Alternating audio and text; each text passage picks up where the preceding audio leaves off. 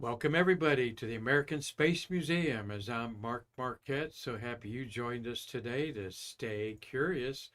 We have got a mashup of astronauts, and astronauts today. I discovered that of the 9 shuttles of the month of August, we're pretty good friends with about 4 or 5 of the astronauts that rode to space then. So, going to show you some kind of behind the scenes pictures of them hanging out with us, as well as some little tidbits about their lives. But we're also going to focus on the last date of Apollo 15, launched off the moon today in 1971. Hard to believe that's 53 years ago. One of those astronauts is 92 years old to tell about it. We'll tell you which one. And just got some interesting space news today to kick it off. So let's say hello to Logan Cope, who's running the board today. Marty, my co-producer, is on vacation. I was telling Logan this is the 1103rd episode of Stay Curious that we've provided to you through Facebook and YouTube. So we know you're watching, but why aren't your friends watching? Because we feel great interviews like we had with a 91-year-old man yesterday. Bill Blackwell was really a special show. And we're going to talk about some other cats that we've seen. But thank you, Dave Stange and your wife, Julie, with granddaughter Mia and grandson there. These are the type of people that we love because of how they support our museum. And Stay Curious, Dave found us 4 years ago, and he's up in Michigan there. So enjoy having the snow shovel in the garage there, Dave, and thank you for your support. Send us a picture of you and your family. I'll put it on here. You know I will. So don't have my little smart tablet with me here, and that's just as well because I don't have time to look at it. So Logan, we've got some people chiming in there. Let me know and write down all the people we're going to thank at the end of the show today. Here's the 3 wonderful guests that we had in the month of July: Ken Joseph, Mike Chinelli, and Terry White. Terry will be coming on in August, as will Mike Chinelli. Got him booked, I think, for Wednesday, August 14th.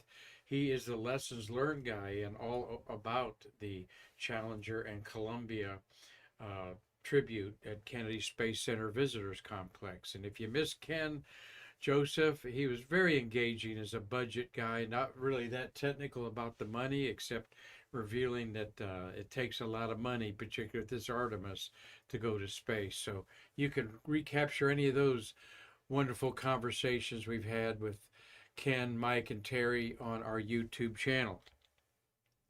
And it's Friday, so go out and see this movie. As I say, fun and far-fetched. I enjoyed it, Fly Me to the Moon. And just it's a fun little romp through a cute little romantic story there, and a lot of good eye candy and the whole thing, and some good performances there by Woody Harrelson, and the Ray Romano is in that, and he does a good job. So the shuttles of the month of August, there's 9 of them. I'm going to tease you with them just briefly, and then we're going to talk some about the astronauts that flew here that coincidentally I found. I was just thinking, wow, we know them pretty well. 9 shuttles of August.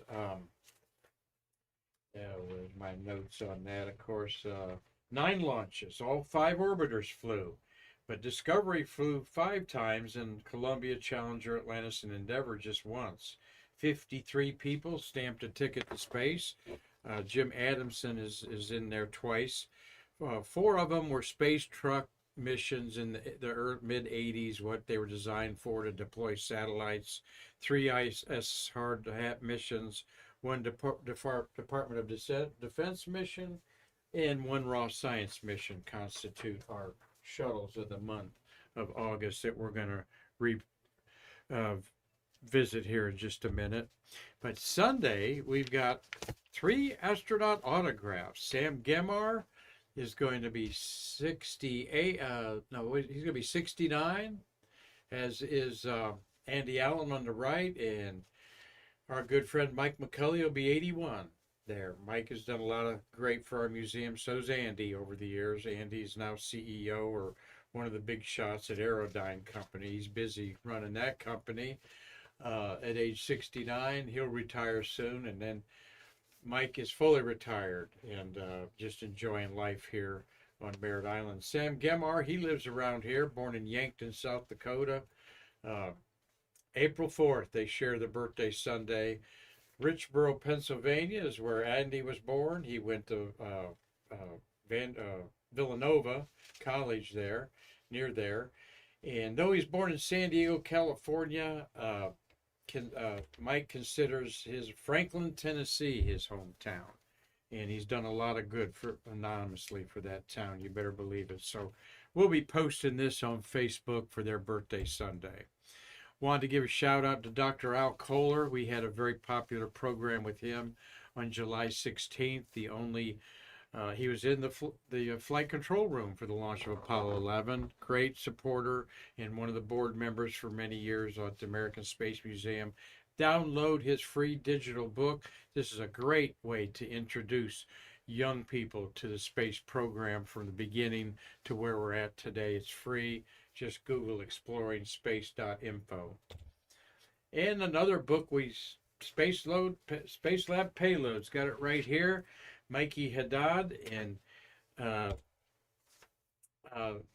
Tracy Gill right there. They were on the show Wednesday. And we had a wonderful talk with them about one of the shuttle missions of July that they worked on that had a lot of animals on it and insects and stuff like that. Mikey comes on every week and shares every month and shares a payload with some of his friends there. And we love that because they get a little bit technical, and we know that you all love that from time to time. So thank you, Tracy and Mikey. I'll probably see Mikey tonight at the Friday night, First Friday at Cape Canaveral downtown there. So we're looking forward to eating some street food and hearing some a band play out there under the stars, so to speak. So wanted to just tease you a little bit that though I don't want you to look at the sun through a telescope, this is what it looks like today. If you look through a safe telescope, yeah, a lot of little black dots on the sun today, to paraphrase a song by the Police. We are at the peak of what astronomers call solar maximum. That happens every 12 years. There's a minimum 6 years from now, and then another maximum 12 years from now. This is high activity on the sun that creates these dark areas that are cooler. Astronomers number them, as you see there, so they can talk about them. The sun is rotating from left to right as you're looking at it there. It takes about 15 days to cross the surface of the sun. It's a 33-day, one-day rotation. And it heats up the sun at this high cycle, appreciably enough that, we're a little bit hotter here in 2024. It has a little bit to do with the sun's a little bit hotter. The weathermen don't seem to take that in consideration with our most important star, sun. So, but that's what it looks like if you use those binocular, use the solar filter glasses that you got for the April eclipse, and you can see some of these spots are large enough to see safely with those filters from the solar eclipse. Well, something that I don't like escaping space history are important unmanned spacecraft.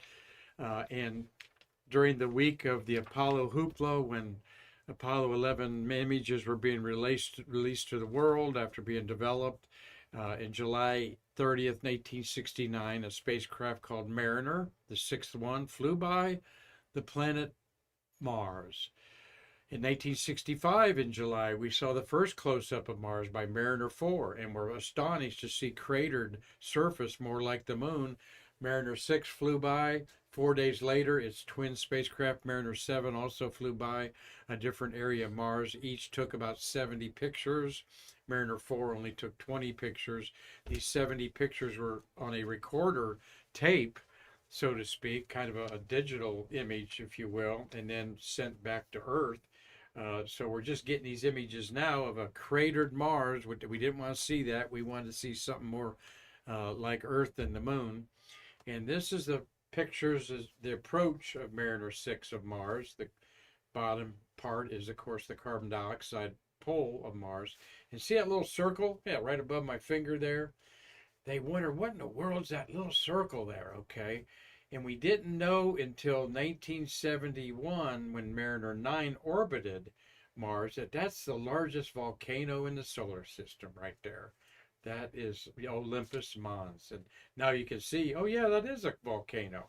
It was suspected to be a volcano, but wasn't confirmed till years later. These are the pictures that Mariner 6 and 7 took this week in space history in 1969. Covered areas of Mars that were kind of the most boring. And it didn't go over Olympus Mons, neither one, or did it go over this huge valley that's like the Grand Canyon, but makes the Grand Canyon look like a little scratch. A Grand Canyon going from New York to Los Angeles is what Mars has. It didn't go over that area either. If it had, maybe we would have more of an impetus to go back quicker, because the next Mariner 8 and 9 were orbiters that were launched in 1971. So some important space history involving Mars, and we got 2 rovers on Mars, Curiosity and Curiosity, and the other one is I'm blanking out there. Ingenuity's the little helicopter that it took with it. Curiosity's kind of forgotten. It's been on Mars for 12 years, and the other one has been on for just 2 years. And you're going to look that up for me, so I'm not going to strain my brain thinking about the other rover on Mars. Is Curiosity and Perseverance. Perseverance, Percy. I was trying to think of the nickname, Perseverance. Well, also in space history today, we want to talk about Grumman was asked by the engineers at North American Rockwell, who were building the command module seen on the left side. They were asked to design the lunar module to have a thrusting capability with the command service module attached. All right. If not, NASA, and this is actually what saved the lives of Apollo 13 astronauts. In other words, they hadn't thought about the engine on the descent stage being used to move all of this around if the engine on this command module wouldn't get them back to Earth. And that's exactly what happened. North American had been proceeding with the assumption that they could, that should the service propulsion system fail during a translunar flight, the LEM could make any course corrections needed to ensure a safe return trajectory, which was inquired on this date in 1963 for the first time. Do we have that capability on August 2nd, 63? And then 6 years later, we're landing on the moon. And of course, Apollo 13 in April 71 was saved because they had to make sure like the tunnel would be strong enough. And how would the LEM pilots, get their bearings and all that stuff. So very interesting thing in space history today. And another bit of space history, Hamilton Standard shipped the first prototype portable life support system, the A7L moon suits, to Houston, where it would undergo testing by the Crew System Division. The subcontract was awarded to International Latex Corporation for development of this suit. There's the late Paul Calley's cutaway of that spacesuit. Chris Calley, our good friend, had a birthday yesterday. So happy birthday, Chris. We had a recorded show there and didn't get to sing happy birthday to you, and you're probably just as happy. But I did sing it to you on the phone there. So each astronaut had 3 custom-fitted A7L suits, 1 for flight, 1 for training, and 1 for flight backup. The suit weighed about 22 kilograms, so that's times 2, that's about 50 pounds. And its portable life support system also weighed about 50 pounds, more like something like, something like that. They modified these suits for the J series, the last 3 missions, particularly the headgear. And then the additional thermal garment was used on Skylab Apollo-Soyuz test project that didn't have EVA requirements on there. So interesting part of space history is we're going to segue into that, into Apollo 15, launched from the moon on this date in 1971. They went to from the Roman numerals on this mission to the Arabic letters for numeric numbers for the mission. And right there, thank you, Logan, is X5, X and a V for 15 in Roman numerals on the moon in the patch. And of course, Hadley Rills on the other side there. Let's see, they spent 3 days on the moon, camped out. They brought back 170 pounds of moon rocks. The three moonwalks or EVAs lasted 18 hours total. Each one was about 6 hours. And the rover drove 17 miles on 3 trips and took the liftoff photos for the very first time. There's our astronauts. David Scott, the commander, is now 82 years old. He was born June 6th in San Antonio. Al Worden there in the middle orbited the moon while the other two were walking on it. Al died in March 18th, 2020 at age 88, and he was from Jackson, Mississippi. And Jim Irwin on the right there died at age 61 on August 8th, 1991. What a tragedy. He had 3 heart attacks, including bypass surgery. NASA doesn't think his space experience contributed to those heart attacks, but on one of the EVAs, he didn't drink any fluids for almost the whole EVA, as his drink straw would not function. And imagine that, being on a hot desert and no drinks. And the 2 moonwalkers had high potassium levels, which they corrected on 16 and 17 by making them drink a lot of orange juice. So 33 years ago this month, we lost Jim Irwin, and we're going to talk about him a little bit more. Got a big shout out to Tommy Usiak and this beautiful photograph of his first real rocket launch as a young photography student at Millersburg University in Pennsylvania there. What an awesome shot that is. That's really a gorgeous black and white shot. I don't care who took it, but a 19-year-old Tom Usiak took that, Tommy. So I owe you a phone call, see if you guys indeed have seen the movie Fly Me to the Moon, and how much fun you had making fun of it. So Tom and his brother Mark are featured in the quarterly magazine called Quest. Just go Google it. You can become a member, see it online. I think it's $25 a year, something like that, maybe $30 a year. They have a 2-year rate for $50, I believe. And Emily Carney, our good friend and space hipster #1, she wrote the story about Tom and Mark. I haven't seen it yet, but I'll be checking it out over the weekend. Apollo 15 landed in a really cool spot of the moon, in my opinion. Of the 6 landings, it was the most beautiful of all of them. You see that blue dot right above my finger right there? That's where they landed, on Hadley Rill. You see it up on the full moon. Just kind of look in the middle of the moon and go up at the curved area there of the Sea of Iridium. Yep, right there it is. Very, very interesting place, challenging to land. Here's the artist concept of where they landed. That's not a riverbed, folks, okay? That is actually a lava tube that collapsed. And you can see this in a good telescope in your backyard. But right up close was one of their destinations to look inside this and see what was going on. They say it was a collapsed lava tube. Maybe lava was flowing on top of it 3 billion years ago in the 4.5 billion year history of the moon. But very cool when they landed. All kinds of, let's see, what's my next slide here so I don't get too far in front of myself here. When they landed, Falcon was the name of the lander. It had a larger engine bell than previous LEMs because it had a heavier load. And so they wanted to shut it down after initial contact so they didn't have any blowback from exhaust.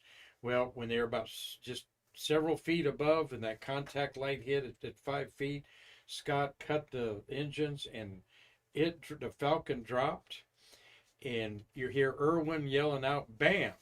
Scott had landed Falcon on the rim of a small crater he couldn't see, and the landing settled at an angle of almost 8 degrees, which was really, the guys couldn't get a good sleep with that because they could feel it. Irwin described in his autobiography it was the hardest landing he'd ever been in, including any aircraft, and he feared the craft would keep tipping over, forcing an immediate abort, which of course didn't happen. Well, now we're going to say hello to our friend, Doug Forrest, and you go check out his beautiful artwork at apolloarts.com and help him out and maybe buy one of these beautiful pencil drawings. These are more than drawings. These are, or he spends hours on each one. But go check it out. We're happy. Doug is always watching the show, and we're happy to support him in Los Angeles as he has supported us. So you're going to see a couple pictures, not pictures, but artwork of Doug's, including this. Oh, I just love this. Time schedule allowed Scott to open the lander's top hatch, usually used for docking, and spend a half hour looking around their surroundings, describing them and taking photographs. Now, definitely, Deke Slayton, chief of the astronaut office, did not want him to do this. They were worried that something might happen to the hatch, and they couldn't repressurize for the docking 3 days later, but the commander decided to do it anyway. He even offered Jim Irwin, would you like to come up and look out? But Irwin, his hose, they didn't have backpacks on. They're connected to the hose of the lunar module's life support system. So when he kind of looked at it, he didn't think that his hose was long enough for him to get up there, and he didn't want to risk it. So, boy, I'd have peeked out anyway, Jim Irwin. That's something else. What a wonderful memory. I've never seen any artist capture this like that. Al Warden, there's my $10 I paid to take a picture with Al Warden about 7 years ago. One of the last times that the Scholarship Foundation did a big astronaut autograph signing here. And really a good guy. I got to talk to him for over an hour off and on at an event a couple years later. Everybody that has ever met Uncle Al really attached to him, and he did the first interplanetary, if you will, spacewalk to retrieve the film. That's a film canister in his left hand, and this is Doug Forrest's artwork. That's not a photograph, folks. That's Doug putting his talents to work there. He even makes it look out of focus there. That's in the foreground. I really love that. But there's Al on doing the EVA to get the film out of the science instrument bay that a lot of photographs and instrumentation were taken from. Two legends of Apollo. There's Mr. Lee Solid on the left and Al Warden on the right at this event that I talked to Al extensively a couple times at this. And we lost Lee about 9 months ago, and we lost Al Warden back in March of 2020. So, but they were on a panel at Florida Institute of Technology, and just there's that look of Al Warden, like, really, Lee? You think I'm going to believe that? But both very, very important people to our Apollo moon landing program. And Lee Solid was a Rocketdyne engineer, and over every engine on the Saturn V was his responsibility. Al Warden says this on his website: flying to the moon is just a skill that can be learned. The greatest challenge is how you live your life and what good you can do along the way. Beautiful, beautiful words from the late Al Warden. Visit his website. He wrote a couple books, one of poems. Kind of a sentimental guy, and everybody that has met him is nodding right now and thinking of good memories about Al Warden. How true. You can learn anything, but what you leave in this life is what good you do in it. There again is Doug Forrest's just so accurate sketch of Jim Irwin there. Jim Irwin was very affected by his lunar walk. He was, again, like Warden. The only space flight was to the moon and back. Let me get a drink here.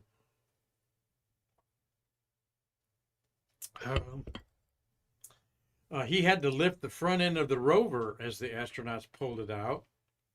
It wasn't as easy as they wanted because it was higher up in the air. because of the slant of the lander at 9 degrees. Jim Irwin came back a born-again Christian. He was very bent on finding Noah's Ark. He actually suffered an accident at Mount Ararat and had to be airlifted out of there, searching for the Ark of Noah in the Bible. He and David Scott agreed to leave a Bible on the lunar rover seat when they left it there, as well as an aluminum statue called the Fallen Astronaut that bore the name of 14 known American astronauts and Soviets who died in the space age. I wanted to take a picture, show a picture of that, and didn't do that. Put a lot of pictures in there. But there's Ken Havicott on the right with Jim Irwin, and Ken was very, very good friends with Jim. Ken Havicott is one of the world's experts in memorabilia. He is a collector's collector, but astronauts come to him to get memorabilia, and sometimes he would have autograph signings. But he really got close to Jim, and he's a great help here at the American Space Museum. Ken Havicott and his wife Teresa always financially sponsoring our events, including Shuttle Fest and our memorabilia shows. And we can't do it without you, Ken. But there he is with the great Jim Irwin. And look what they're holding there. They're holding what is a very rare postal stamp. This is number 268 of 300. Were taken to the moon and signed by all 3 astronauts. Actually canceled on the moon, some of them. And I'm not going to get into it, but this was part of a flap where they wanted to make money for their kids' education, because an astronaut was only paid a service level if they were in the service, and all these men were Air Force pilots. So today, back then they were paid like $30,000 to $50,000 a year in today's money back then. And so they needed money. They couldn't buy insurance, and this was the insurance covers, they called them, where they could sell these to recoup some finances if they were killed for their families. Think about that. But there's Ken holding one. You can see that now that this is one there. And came back to Earth August 7th. That's the stamp on the Okinawa Kennedy Space Center, stamped at the launch day. And then some of them were stamped on the moon. And can't leave our artist friend Chris Calley out, birthday boy the other day. Here is him and his father's stamp that they did together. I don't know why that's out of focus, but there's Jim Irwin he depicted on the moon on Apollo 15. Chris Calley did. One of the famous videos of the Apollo moon era is an experiment to confirm that Mr. Galileo was right. Galileo said back in the 1610, 400 years ago, 1624, let's say, 400 years ago, after he invented the telescope, or used the telescope refractor for the first time in 1609. He was really a physicist, Galileo Galilei of Italy, and he said that if you would, without the absence of atmosphere on the earth, if you dropped a feather and a hammer, they would fall at the same time. All right. And he did this with heavy objects off of the Eiffel Tower, off of the Leaning Tower of Pisa, supposedly, to prove his point, even in the atmosphere. But certainly enough, a falcon feather, because that was the name of the lunar module, number 10, a falcon, and Endeavour was the name of the command module, by the way. And his hand there's a feather, and his right hand's a hammer. He dropped them at the same time. Both hit the moon at the same time. And I love watching that EVA at this time of the year on there. That was right before they went in. It was a female Falcon feather. The mascot of the United States Air Force Academy, of course, is all 3 of these astronauts were proud Air Force men. There is a 90-something-year-old Dave Scott. He's 92 years old now. Probably about 88 there. I think that was at a Space Fest out in Tucson, where many of you have attended.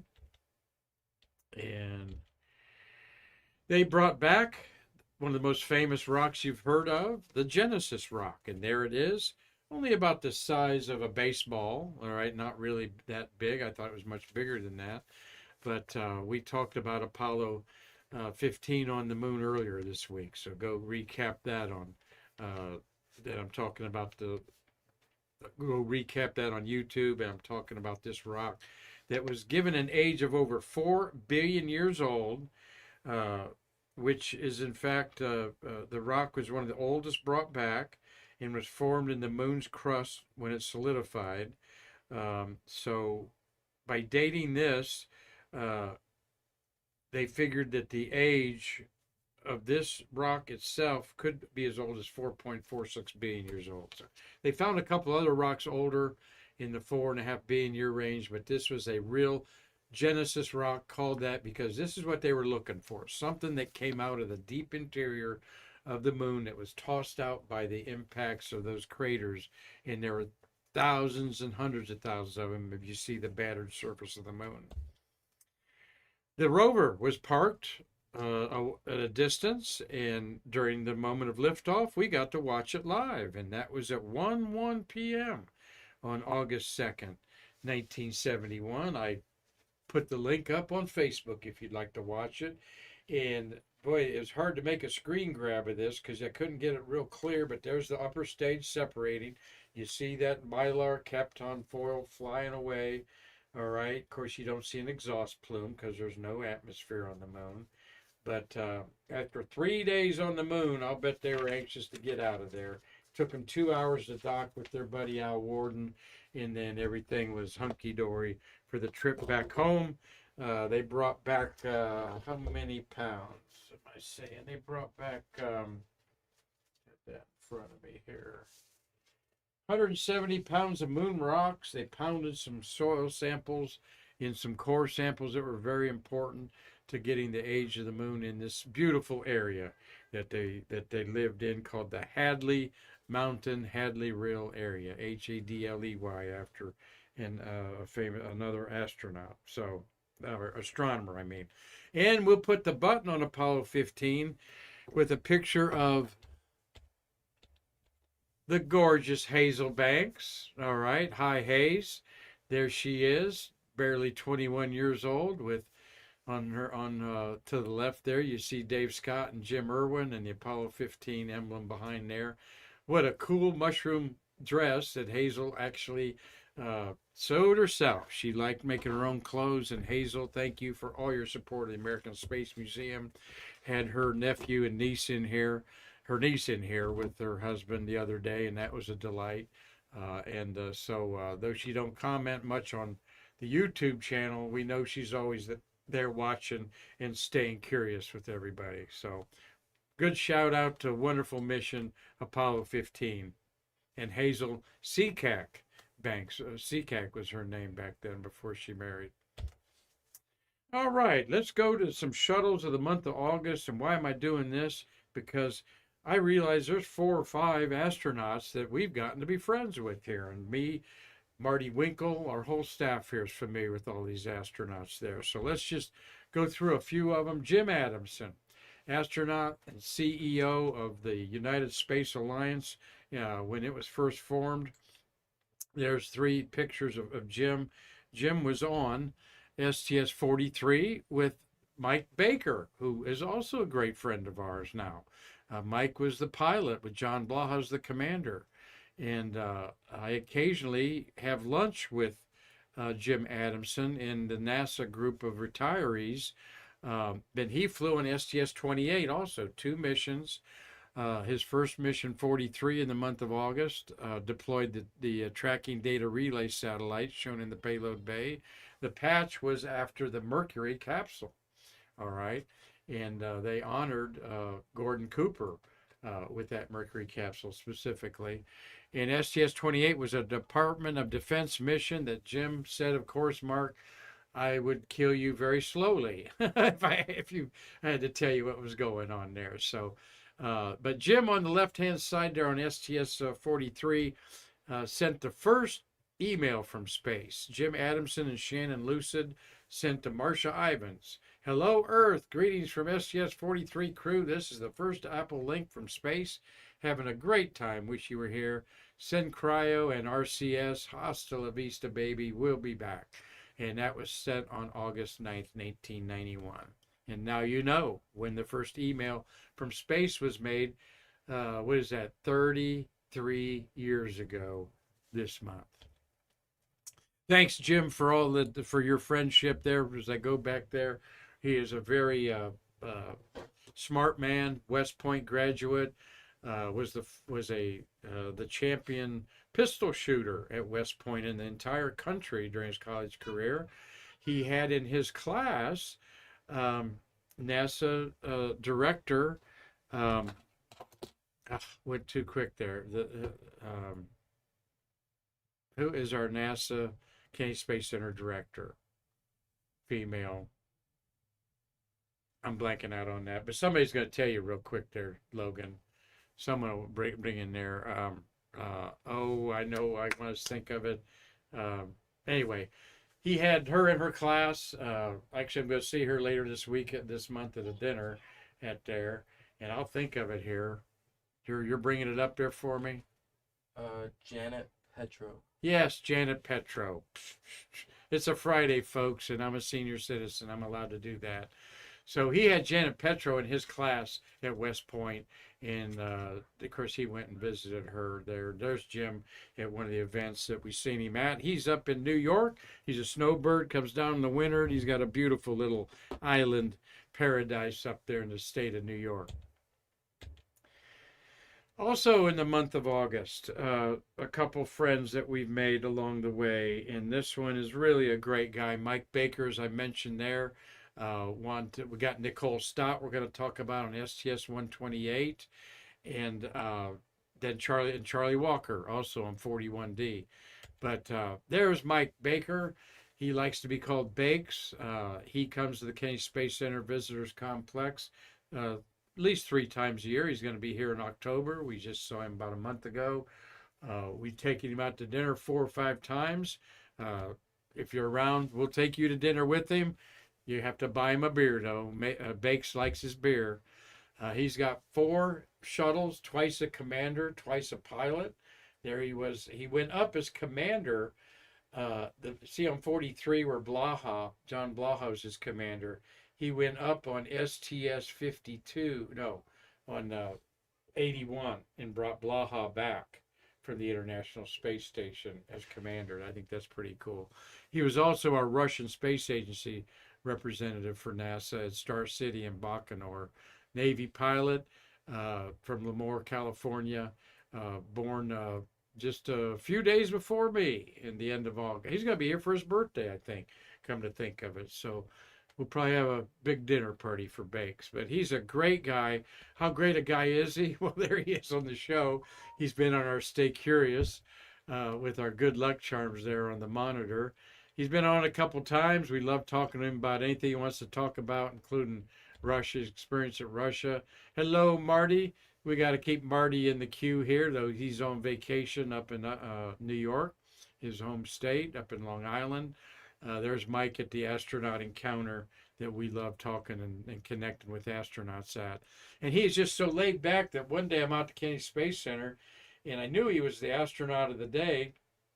And I turned a corner around there, and there he is standing outside the astronaut encounter theater, just kind of shooting the breeze. And these people walked away from him.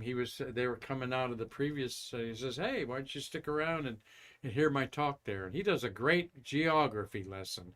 Boy, he's got some great pictures he took of the Earth, and he really points out a lot of geography, and that's what I want him to do on the next time he's on Stay Curious.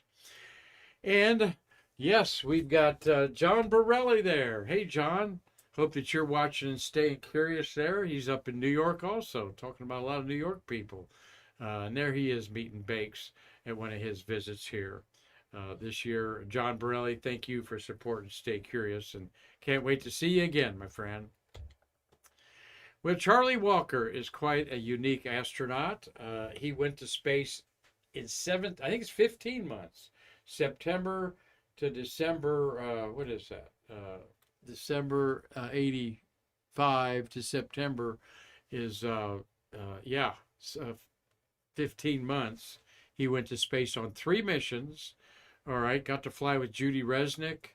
Then he had an abort to orbit that was quite scary, and but he was an electrophoresis expert from Purdue, 20 days in space, and the first commercial astronaut, and one of the nicest guys you ever want to meet. Charlie should be in the Astronaut Hall of Fame. Don't know why he isn't. Well, it's because the pilots really don't think a commercial astronaut should be in there, but a lot of us do because he pioneered that position, and doesn't even have his astronaut gold pin, okay, because he was a commercial astronaut and wasn't chosen in an astronaut class. There's Charlie with Anita Truex, our office manager, when he came in here a little over a year ago, had his Schroeder's cat shirt on. Schroeder's cat walks into a bar and doesn't. Okay. And you have to be a psychiatrist to understand that. But there's Charlie having dinner with us.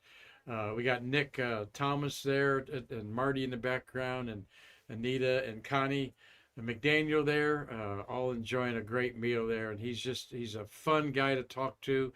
Very, very intelligent, like all astronauts are. And those of you that know Charlie are also nodding and saying, yep, surely can't wait to meet him again. And he'll be back here in October, so he'll be bumming another free meal off of us. And the final astronaut that I want to brag about is one of the hardest working astronauts out there, Nicole Stott. Nikki did a book signing for us here in November. So that's not happening. This is last November. 104 Days in Space. This is one of my favorite Earthlings. She wrote a book, Back to Earth, that is quite popular. We all the time tout what we call her Stott-isms in there, and one of them is stay grounded. And part of staying grounded is get your bare feet in the dirt or the sand. Get your body on Mother Earth down to the skin. Okay, it doesn't mean you got to go out to the nude beach out there at Canaveral, but just take your feet, your shoes off, and walk around the dirt a little bit, or get into that grass, that beautiful grass up there in Michigan, Dave Stange, and just feel Mother Earth beneath you here, because we're lucky that we've got this blue sky that's so thin above us, keeping us alive. So we have a lot of fun with Nikki. She's really out there. I see her every morning. She's on the ad for, as I'm watching news, she's on the Kennedy Visitor Center complex promo every morning out there. And yep, she sometimes hasn't too much of me. Okay. This is her at the Astronaut Memorial, where she was a speaker a couple years ago, and have a lot of fun with her, don't we, Carlton Bailey? We sure do. There's CB with Nikki, and just a tremendous person. Her husband, Chris, is also an influencer in the space industry. He's he had a hard drive, Chris, her husband he had a hard drive on the Intuitive Machines lander a few months ago, and it worked. And Chris Stott wants to put your memories on the moon, so in case there's a catastrophe on Earth, hey, we can download them from the moon. All right, there. So thank you, Nicole Stott. I'll probably see her at the end of the month at an event that they're having. But you ever get a chance to see this lady, please do, because she's really out there doing things like Jim Addison doesn't. And that's okay. Every astronaut's different. Jim isn't out there too much, doesn't do many public appearances, and that's his choice. Charlie Walker does do also public appearances. So on the home stretch to stay curious on a Friday here, you know I'm going to talk about how many humans are orbiting the Earth. That's right, we've got 12 orbiting the Earth right now. Let's look at them a little bit more in detail. People were telling me that we are going to have a Crew 9, and I'll tell you about that in a second. It's going up in late August or September, but they're going to get Sonny and Butch back on Starlink before they do that. If they don't, we would break the record for most humans in space at 16 if we kept everybody up there that's now. The record right now is 14, in case you're wondering. I should put that on the meme there. The record is 14 set a couple times on there. But who's in space? That's there. We got these vehicles. Okay, you got a Soyuz MS-25 crewed Progress 87 and 88 are cargo ships. I think one of them came back. I might be wrong. Crew 8 Dragon is looking right down on the pictures you see at the Starliner there. So we got 3 crewed spacecraft and 2 up there. And Northrop Grumman's, they're going to be sending up a supply ship here pretty soon. Let's look at the Takonauts who are up there. These astronauts have been up there 100 days on their Shenzhou 18 space mission. The man on the right, Yi Gungfu, he has a total of 218 days in space. Okay. 281 days in space. This is his 3rd space flight. He was on an earlier space station, and is his 2nd trip to the Tiangong Heavenly Palace. And the other 2 guys are named Li Ganzhu and Li Kong, and this is their rookies, and so they're spending their 100th day in space. They're about halfway through. This is probably a 6-month journey for them up there, so they'll be coming back in 3 months, which makes it August, September, October, November, something like that. They'll be coming back. Other people in space. Oh yeah, Crew 8 up there. They're having a big time. They were launched March 4th, 2024. Okay, like I said, that April 25th is when Shenzhou 18, when these guys were launched. And then less than a week later, we put up Matthew Dominic, Mike Barrett, Janet Epps, and Russian Alexander Gribnin. Okay, now this crew's been up there for 152 days in space. So the 3 of them were rookies, but Michael Barrett, who is 65 years old, he is now in his 364th day in space. So over the weekend, Michael, you're going to have been in space for an entire year on, I think he's got 4 different missions for that, but he's 2 expedition crews and one of the older senior citizens now to be up in space. Janet Epps, she was on a live feed that we did Saturday at Sands History Museum, Space History Museum. That was awesome, thanks to our friend Sean Graham, who efforted that, a personal friend of Jeanette Epps, and he hooked her up, and all of a sudden we're looking at her on the space station. She's answering questions and giving us a tour of the place. So really a great lady up there. So they'll be coming back again. They've been up there 151 days, so they're coming back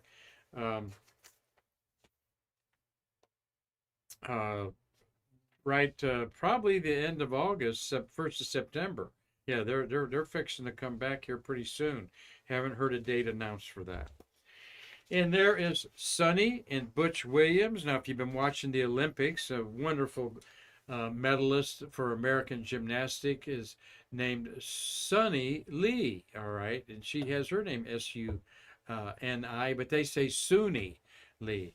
But boy, you say Sunny for Sunny Williams there, and astronaut Kay Hire corrected me on that because they call her Sunny, not Suni, though the name is spelled S-U-N-I for Sunita. They were launched up there. Butch and Sunny were launched up there 59 days ago. Okay, they were only supposed to be up there 8 days. All right, they've been up there over 50 days longer. The batteries on the Boeing have been okayed for another 45 days. We all know problem with the thrusters. They apparently got all the thrusters to work during a hot fire the other day. Give you an idea how much Butch and Sunny are loving it up there. This is Butch's 337th day in space, and Sunny has 380 days in space. They both are veterans of the International Space Station expedition crews, but each of them hadn't flown in 10 years for Butch and 12 years for Sunny, and yet they're racking up more time in space than they thought they would and just loving it. So obviously probably one of the last missions they might both be on. So they're getting into their crewmates' shrimp cocktail. I'll guarantee you that, Logan, because that's one of the more tastier dishes they talk about during eating in space. And finally, last but not least, this is a little convoluted. You've got the two Russians and American Tracy Dyson Caldwell in the middle there, Caldwell Dyson in the middle. Tracy went up with the Soyuz MS-25 crew. That two of them, there was a woman from Belarus and the commander, and they came back in another Soyuz and left this one up there for the crew to come in. Oleg Konyenko on the left is the longest experienced space flyer on the history of Earth, of mankind. This is his 1,059th day, okay, in space on 5 different expedition missions. I don't even think he's 60 years old yet, so he might even fly again. Nikolai Chubb, there above my head, he's been in space 323 days today. He has 3 other long duration missions up there. And then Tracy Dyson in the middle, this is her 322nd day. All right, she was on 2 expedition crews before this, but I mean 1 expedition crew before this, and I think another shuttle flight. But she has been, so she's, when she comes back, and again they're supposed to come back sometime in September. She might get a full, no, she won't get 365, but she'll probably get 350 days in space. Tracy Dyson, I love her on NASA channel. She, for years, has done the segment Station Life. She's so energetic. Now you're going, oh yeah, that's her. If you see Station Life, just hang with it. She's always for the Earth, above the Earth, all right? And does just exciting segments, and she is a vocalist, a singer for the MarQ rock and roll band of the astronauts. So, and we'll book them here for an event, I hope someday. So that's who's in space right now. 12 humans on the International Space Station, and the Tiangong Space Station total. Deorbit in 2030s. Yeah, everything has to come to an end, but we understand that the original Russian modules are pretty deteriorated in many ways. They're worried about the seal on the Soyuz docking port too is another consideration. But we'll see if the private companies come to rescue and get rid of the old modules and keep some of the ones that work for another couple decades. But what a legacy going now into 23 years of continuous occupancy in November. Well, what's going to happen in the next couple weeks is going to be very interesting, getting Boeing down and a new crew up. But announced yesterday was Crew Dragon 10. We've got Crew Dragon 8 up there. And here's the crew members for Dragon 10, left to right, Nicole Ayers. And then you got the Russian astronaut, Kirill Peskov, and then NASA astronaut Anne McLean, and Japanese astronaut Toyosha Onushi, all right, left to right there. So Crew 10 will not be launched no earlier than February 2025. Ayers is the first member of her class to be selected for flight, so there's 2 experienced astronauts here. And that would be the Japanese, Onushi, and Anne McLean. Anne McLean's going to be the commander. She was on the space station on Expedition 58 and 59, ending in June 2019. She did 2 spacewalks, all right. She is an Artemis astronaut, all right, but now segueing into as commander of Crew 10 at the International Space Station. And I believe that'll be Expedition 73, as we're into 71 right now. So 2 rookies, 2 experienced astronauts or space flyers no earlier than February 2025. But Crew Dragon 9 is going to be launched within 30 days, certainly. And that includes Stephanie Wilson on the left. This will be her 4th mission to space. She had 3 space shuttle missions.